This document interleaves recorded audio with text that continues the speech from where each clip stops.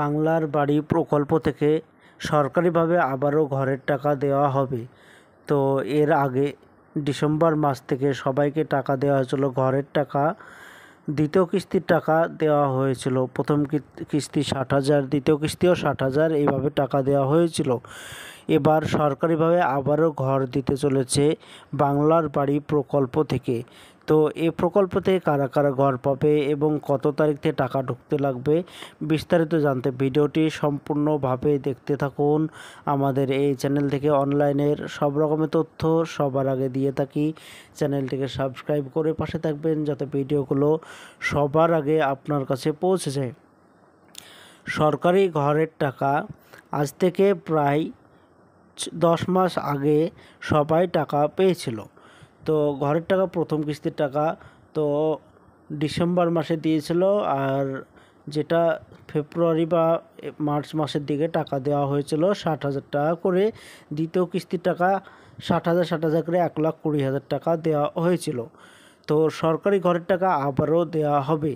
তো ইতিমধ্যেই বাড়ি বাড়ি গিয়ে সার্ভে করা হচ্ছে, ঘর ভেরিফাই করা হচ্ছে। যাদের ঘরের টাকা পায়নি তাদেরকে টাকা দেওয়া হবে। আবারও সার্ভে করা হচ্ছে, আবারও নতুন লিস্ট বের হবে।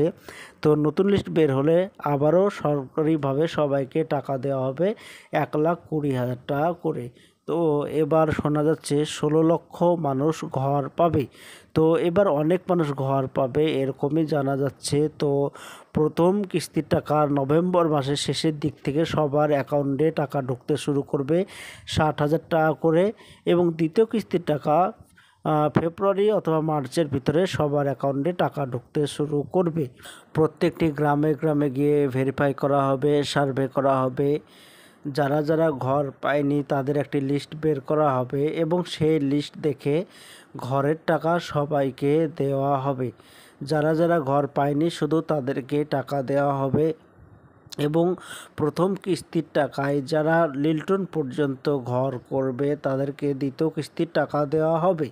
তো প্রথম কিস্তির টাকায় যারা ঘর পায় কিছু করবে না, শুধু টাকা নিয়ে নেবে, তো তাদেরকে দ্বিতীয় কিস্তির টাকা দেওয়া হবে না। তো টাকা দেবার আগে ব্যাঙ্কগুলো KYC করতে হয়। তো আপনার যেই ব্যাংক আছে, স্টেট ব্যাংক হোক বা পাঞ্জাব ব্যাংক হোক বা যে কোনো ব্যাংক হোক, সেই ব্যাংকগুলো আগে KYC ভালোভাবে করিয়ে রাখবেন।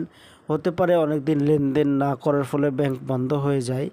তো ব্যাংকে KYC করে রাখলে ব্যাংক আবারও চালু থাকবে, ব্যাংক বন্ধ হবে না। যেদিন থেকে টাকা ঢুকতে শুরু হবে আমার এই চ্যানেলে ভিডিও বানিয়ে আবারও জানানো হবে।